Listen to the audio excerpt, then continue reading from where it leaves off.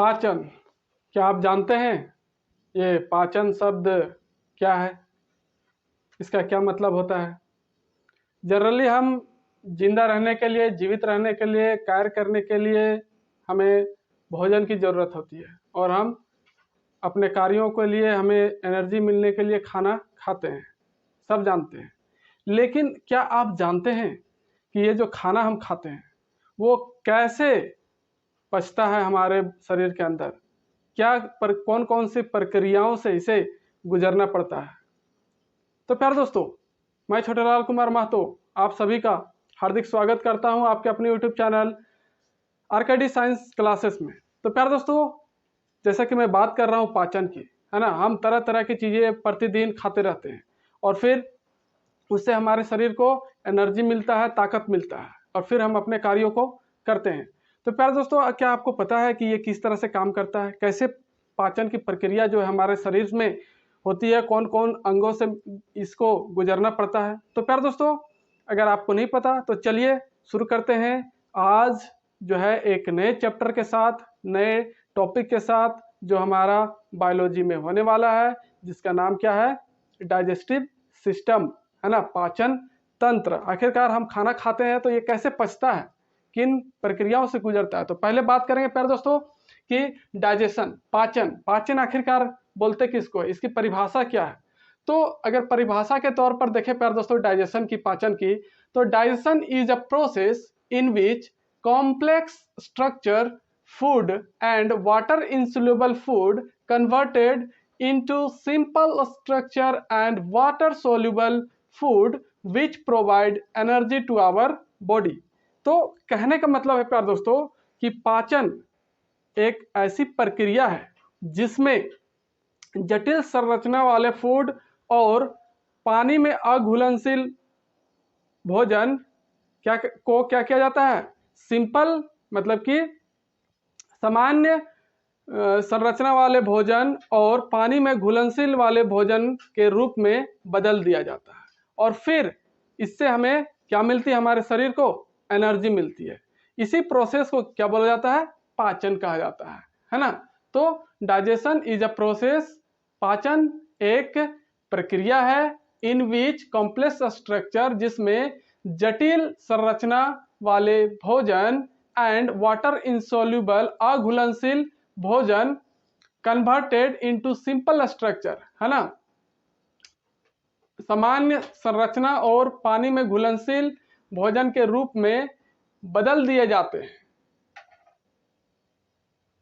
Which provide energy to our body, जो हमारे शरीर को ऊर्जा प्रदान करता है। तो इसका मतलब यही था प्यारे दोस्तों।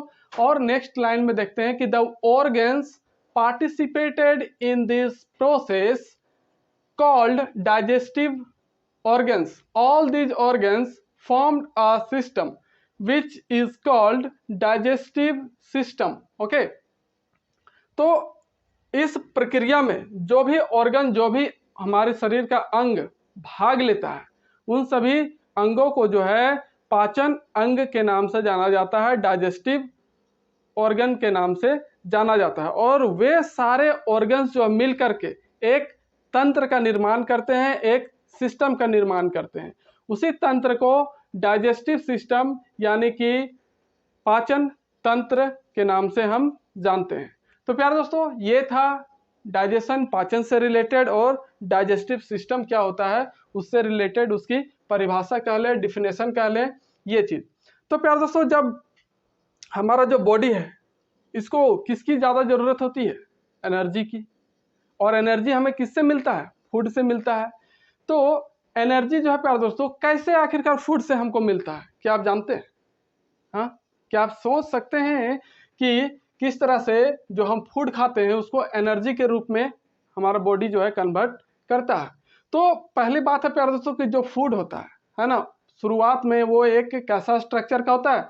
कॉम्प्लेक्स स्ट्रक्चर का होता है, बहुत ही जटिल होता है ना। और साथ ही वाटर में इनसोल्यूबल होता है, मतलब कि वाटर में अगर रख दे तो वो घुलेगा नहीं, इस टाइप का फूड होता है। बहुत सारे फूड ऐसे होते हैं, बहुत सारे लिक्विड भी होते हैं जो पानी में घुले होते हैं ऑलरेडी, है ना। और फिर जिसके कारण से वाटर में इनसोल्यूबल और कॉम्प्लेक्स स्ट्रक्चर के होने की वजह से इसका क्या नहीं किया जा सकता, एब्जॉर्प्शन और एनर्जी फिर इससे हमें नहीं मिलेगी, मतलब बॉडी इसको एब्जॉर्ब ही नहीं करेगा, मतलब कि अवशोषण ही नहीं करेगा और फिर इससे हमको एनर्जी भी नहीं मिल पाएगी अगर ये कॉम्प्लेक्स और वाटर इनसोल्यूबल रहा तो। लेकिन हमारा बॉडी जो है इसको ऐसा नहीं करता है, हमारे ऐसे फंक्शन बनाए गए हैं बॉडी में कि इसका ब्रेक डाउन किया जाता है, इसको तोड़ा जाता है, छोटे छोटे स्मॉल पीसेस में, स्मॉल सब्सटेंसेस में तोड़ दिया जाता है, स्मॉल कणों के रूप में जो है तोड़ दिया जाता है। जैसे कि ये फूड है, इसका क्या होता है, ब्रेक डाउन होता है, इसको तोड़ दिया जाता है ना।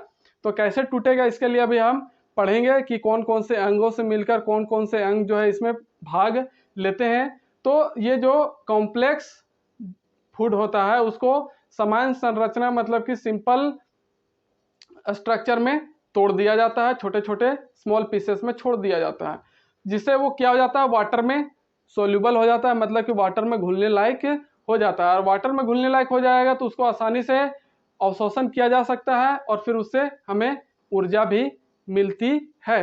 तो ये था बात प्यार दोस्तों फूड का, है ना, कैसे कॉम्प्लेक्स स्ट्रक्चर से सिंपल स्ट्रक्चर में टूटता है तभी जो है हमें एनर्जी मिलती है। लेकिन कौन कौन से अंग कौन कौन सी प्रोसेस से ये गुजरता है अभी हमें इसी के बारे में तो पढ़ना है।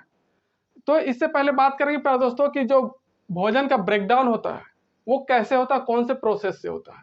तो उसका नाम है प्यार दोस्तों मेटाबॉलिज्म, है ना, किडनी वाले चैप्टर में भी हमने देखा था, उपापचय, है ना।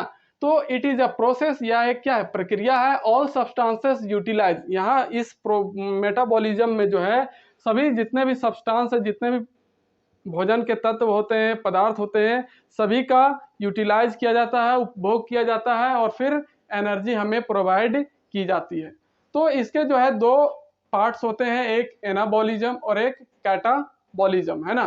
तो एनाबॉलिज्म में क्या होता है प्यारे दोस्तों कि एनर्जी कंज्यूम करता है, मतलब बॉडी हमारे एनर्जी जो है, हमारे बॉडी का एनर्जी वो खुद यूज करता है। इस प्रक्रिया में एनर्जी की जरूरत होती है। एनाबॉलिज्म में अपचय में क्या होता है, एनर्जी की जरूरत पड़ती है इस प्रक्रिया को पूरा करने में। और इसमें क्या होता है प्यारे दोस्तों कि सिंपल मॉलिक्यूल्स जो होते हैं वो कन्वर्ट होते हैं कॉम्प्लेक्स मॉलिक्यूल्स में, मतलब कि सामान्य कण जो है वो जटिल कणों के रूप में कन्वर्ट होते हैं, बदल जाते हैं, जैसे कि ग्लाइकोजन और हीमोग्लोबिन, है ना, इनका जो है फॉर्मेशन सिंपल से कॉम्प्लेक्स किया जाता है। इस तरह से कह सकते हैं कि अपचय यानी कि एनाबॉलिज्म में किस चीज का काम होता है, फॉर्मेशन का काम होता है, जैसे ग्लाइकोजन, हेमोग्लोबिन, ये सब इसी प्रोसेस से बनते हैं।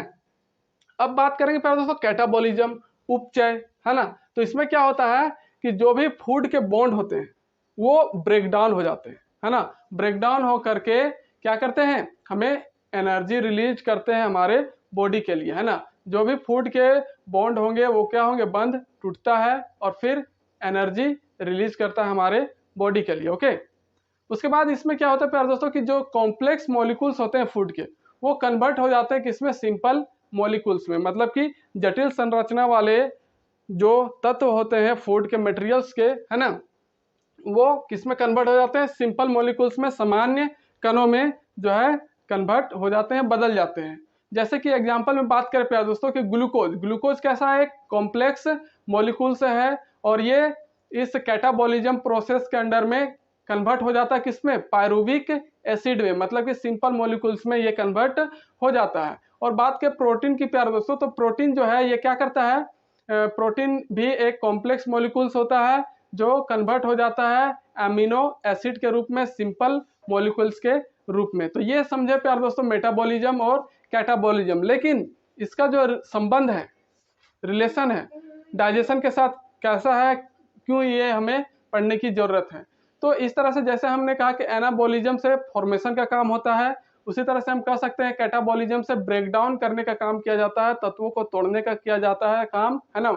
जो भी मॉलिक्यूल्स होते हैं कॉम्प्लेक्स से उसको सिंपल में कन्वर्ट करने का काम किया जाता है, इसीलिए कह सकते हैं कि ये ब्रेक डाउन करने का काम करता है। तो अगर आप बात करें प्यारे दोस्तों प्रोटीन की, तो जो प्रोटीन है वो कितने तरह के एमिनो एसिड से बनता है, तो वो 20 टाइप्स के एमिनो एसिड बोल रहा हूँ, एमिनो से बनता है प्रोटीन, है ना।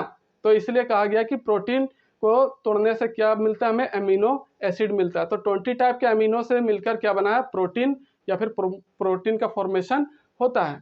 तो हम बात करें कि digestion is a catabolism process, इसीलिए हम डाइजेशन में इसकी चर्चा कर रहे हैं कि जो डाइजेशन होता है वो किस टाइप का प्रोसेस है, कैटाबॉलिज्म। क्यों? क्योंकि इसमें जो है कॉम्प्लेक्स मॉलिक्यूल्स को सिंपल मॉलिक्यूल्स में तोड़ दिया जाता है। कॉम्प्लेक्स मॉलिक्यूल्स को किसमें, सिंपल मॉलिक्यूल्स में तोड़ दिया जाता है। That's why digestion is a catabolism process. तो प्यारे दोस्तों, ये था पाचन से रिलेटेड कुछ चीजें। अब इसके बाद जो है प्यारे दोस्तों हम डिस्कस करेंगे उन पाचन अंगों के बारे में, पाचन ऑर्गन्स के बारे में, मतलब कि डाइजेस्टिव ऑर्गन्स के बारे में बात करेंगे। तो आई होप ये थोड़ा आज के लिए ज़्यादा हो जाएगा, क्योंकि आप लोग नए नए हैं और वीडियो में लंबे समय तक नहीं बने रहते। इसलिए प्यारे दोस्तों, नेक्स्ट वीडियो में हम इसके बाद की जो है क्लास शुरू करेंगे, जो होगा डाइजेस्टिव ऑर्गन्स के बारे में, है ना।